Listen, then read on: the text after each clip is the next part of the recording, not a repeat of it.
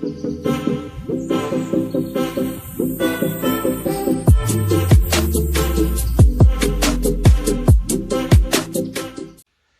guys, I've just finished reading Eddie Jones's new book, My Life in Rugby, and what a fantastic read that was. I'm going to give you the 5 key talking points that I took away from the book, as well as reveal the one thing that Eddie Jones openly admits he would do differently in the 2019 Rugby World Cup Final. Kia ora everyone, my name is Zach, I love rugby, welcome back to Hakatime Rugby. Now, by introductions, Eddie Jones is the current head coach of the English rugby team. They finished as runners-up in the 2019 Rugby World Cup Final. But Eddie Jones, originally from Australia, has had a very diverse background and experience in rugby. Started in Australia, went on to coach the Brumbies in the early days of Super Rugby and led them to a championship in Super Rugby. He went on to coach the Wallabies as a relatively young coach at the time, and was able to lead them into a World Cup final in 2003 where they were runners up to England. He also coached South Africa as an assistant coach, and from that point, 2007, the Springboks went on to win the Rugby World Cup. He had experience with Japan in 2015 where he led them to victory over the Springboks in pool play, and obviously he has just recently coached England to the 2019 runners-up medal in the Rugby World Cup. Now you can see at club level and at international level he has had such a diverse range of experience. He's got to be one of the most experienced coaches in the game at the moment at all levels. So there are real insights that you can take away from this book, guys. If you care to actually read it, I think you'd really enjoy some of the content. It's also a great opportunity to relive big moments in rugby history, which I thoroughly enjoyed. But what it led me is to 5 key talking points that I want to cover with you right now. Talking point number 1. Now, I look at Eddie Jones and I've always thought he seems to be the last of the major Aussie competitors. And if you think about Australian sportsmen from the 1970s through to, the late 90s, early 2000s, they always had this brand of uncompromising, almost bordering on arrogance, in your face, but highly competitive and highly skilled. Now, Eddie Jones always seemed to be one of the last of those types of people, in my opinion, where he's completely uncompromising. And I always just thought that was part of growing up and being successful in 1970s, 1980s sports in Australia. But for Eddie Jones, it's a lot more than that. He is a highly competitive guy. He is a winner at heart. He is extremely hardworking, and he's direct and honest. And what we learn from this book is that a lot of that comes from his background. His father is Australian, his mother is Japanese, so he's half Japanese. Now, he talks about some of the racial issues that his mother had to deal with, obviously coming out of World War II and trying to find a place to live, either in America where she was deported and in Australia, finding it quite difficult to fit in and having to deal with racism regularly.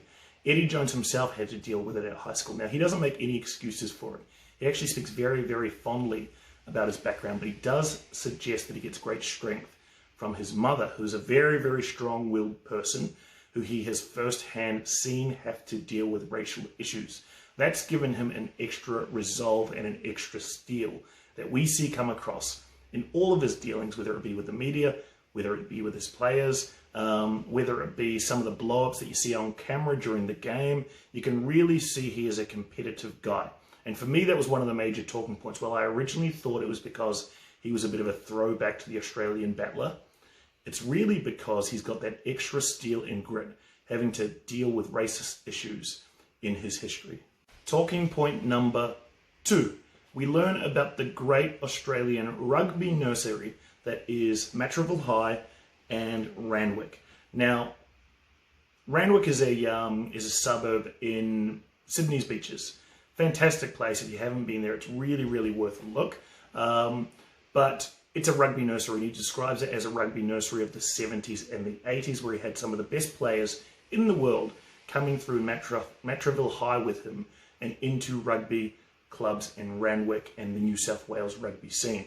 He talks about something called the Randwick Way, which is a style of rugby developed at Randwick, but also filtered down to some of the local high schools and other clubs within that area. And it really is a way of playing fast-paced rugby, attacking the line, but underpinned by very, very good skills, catch and pass, very, very good skills of run and be players. So what looks like a high-speed, fast-paced attacking rugby is actually built on very, very sound fundamentals. But it gives you the advantage of being able to get over, gain lines for different teams, and for that reason they were able to be highly, highly successful.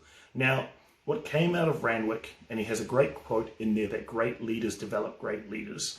He speaks about his original coach, a guy named Bob Dwyer, who coached him at club level at Randwick, and Bob Dwyer eventually went on to coach the Wallabies. Now that quote, great leaders create great leaders, that's evident because what followed after Bob Dwyer stepped down from the Wallabies is that of the next 4 Wallabies coaches, 3 of them were from Randwick, and 3 of them are players that Eddie Jones also played with. So Eddie Jones, Michael Checker, as well as Ewan McKenzie, all of Randwick background. So it was fascinating hearing that because we know the impact that the Wallabies had at that era of success, and you can actually trace it back to a little nursery, little club and a little high school all the way on the beaches of Sydney. I thought that was really, really interesting. Talking point number 3. Within this book, guys, we get to relive some great moments in rugby history. I spoke about how diverse and how extensive Eddie Jones' experience is at international level and at club level, and for that reason he dives really deep into a number of historical moments in rugby. For me, there's a few that stood out, and obviously being from New Zealand, one that really stood out was George Gregan and the 4 more years comment to Byron Callagher in the 2003 semi-final of the Rugby World Cup. That's where George Gregan grabbed Byron Callagher and he uttered the words 4 more years when Australia were going on to win. Now, Kiwis, that really hurt at the time. Gregan speaks about how he still cops a lot of criticism from Kiwis anytime he is in New Zealand, and he probably always will as well. But the way Eddie Jones explains it is that George Gregan is one of the great competitors who had to deal with a lot of stuff coming up to that point. As a team, they had to deal with a lot of criticism around their abilities and their inabilities, and that was just a complete, I guess, it was passion coming out of Gregan at that time. That's how he explains it.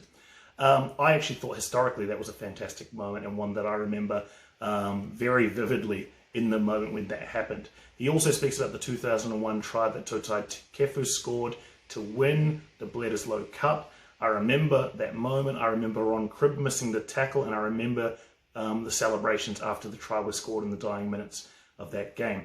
But what really, really interested me in this book is how he explains the lead up and time that he spent in Japan and how he was able to beat the Springboks in that pool match in the 2015 Rugby World Cup. Now this was enthralling to read, guys. It was really edge of the seat stuff because I remember the moment, I remember watching that game. It's one of the greatest games I've ever seen personally. But the way he explains it is that Japan, 3 years before that moment, had to face a couple of harsh truths. Number one, they go to the World Cup to get beaten. It's just as simple as that. And they accept that role. They've, for some reason, become compliant in accepting the role of getting whipped at the Rugby World Cup. Their losing margin at Rugby World Cups up until that point was an average losing margin of 85 points. So Eddie Jones sought to turn that around. What he noticed, though, is that Japanese people, the Japanese rugby culture, they will not wake up in the game until defeat is confirmed.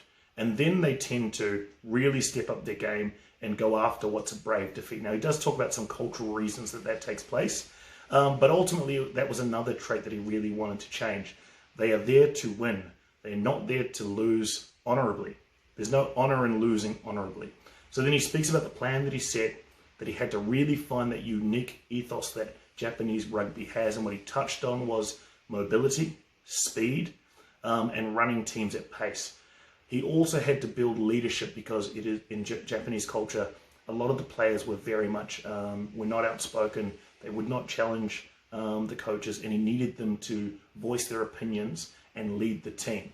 What followed, and when we get to the moment after all of that background, where Michael Leach had a decision to go for a draw, but chose to go for a try, with the risk of losing that game, ultimately that paid off. But he speaks about the courage that it took to make that call, the belief that it took to really push forward to try and win that game. And it was fascinating to read. I really, really enjoyed that. Talking point number 4. Eddie Jones goes into great detail around his struggles in the media, but also his relationship with the media. He is painted as a villain, as a tyrant. So he has always struggled in dealing with the media, and the perception of the public that the public has of Eddie Jones is another thing that he deals with on a regular basis. But he got given some great advice. You are never as good as they say you are, and you are never as bad as they say you are.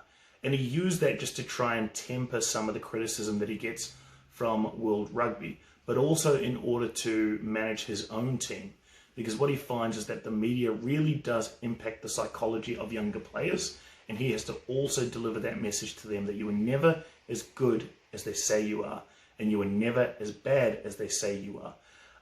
And that means 9 times out of 10 he has felt like they are on the right track, even though they are getting a lot of criticism around what they are doing.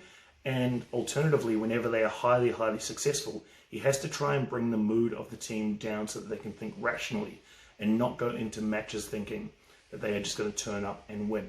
So that was fascinating insight. The other thing that is really telling when it comes to the media is his relationship with one of his great mates. He calls someone called David Pembroke, Pemby, as he is referred to in the book. He becomes a bit of a collaborator throughout the book and throughout his experience in many different teams. Someone who will just send ideas, who will just give fair and honest criticism to Eddie Jones, who will help him to form opinions and ideas along the way. I think everyone should have a mate like that you can bounce ideas off, someone that you trust, and that will really has your best interest at heart.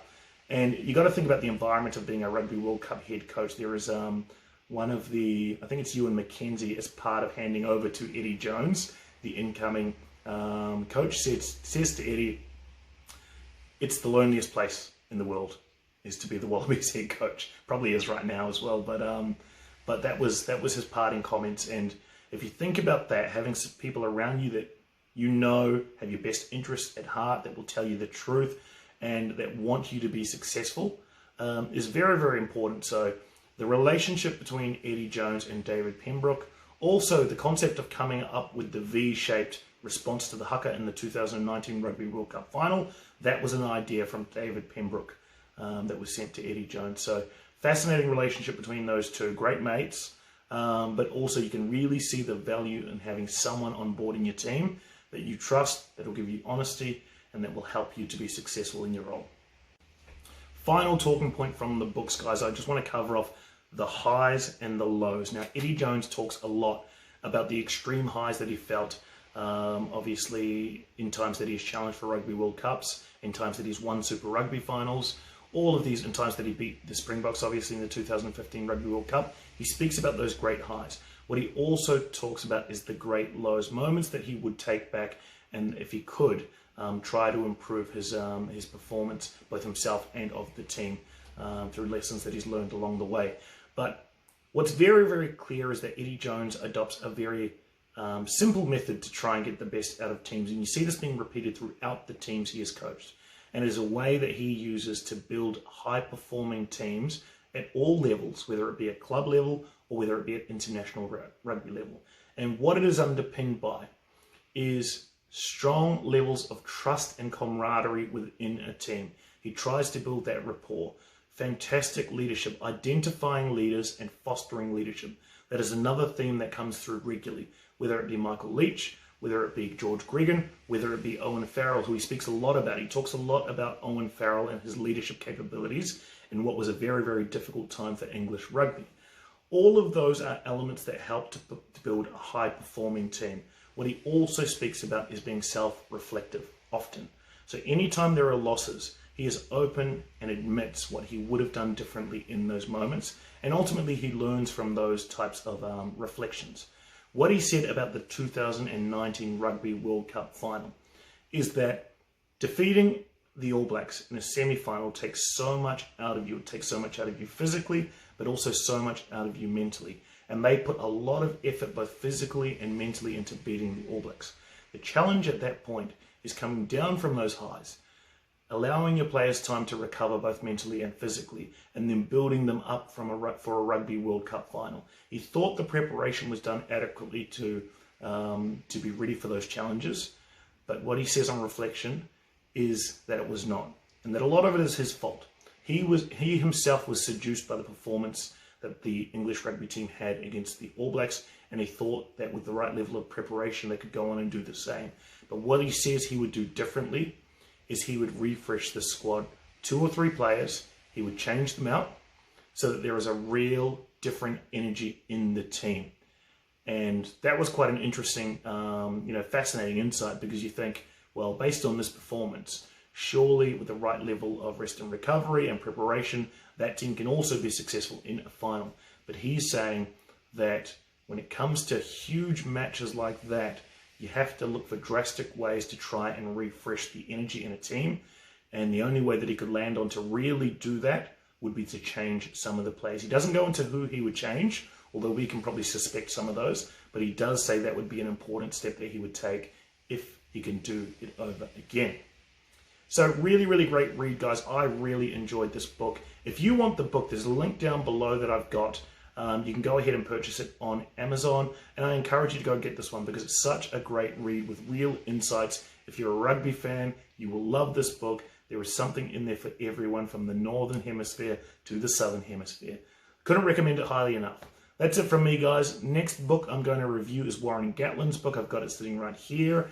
I'm going to start reading that, and I'm going to do a similar kind of review. So let me know what you thought. And if you like this content, please hit like, comment down below, let me know your thoughts. What are some of your greatest memories of Eddie Jones, whether they be positive or negative? And let me know what you think, guys. Subscribe if you haven't already, because we drop so much content on rugby, and I will see you all here again soon. See you guys.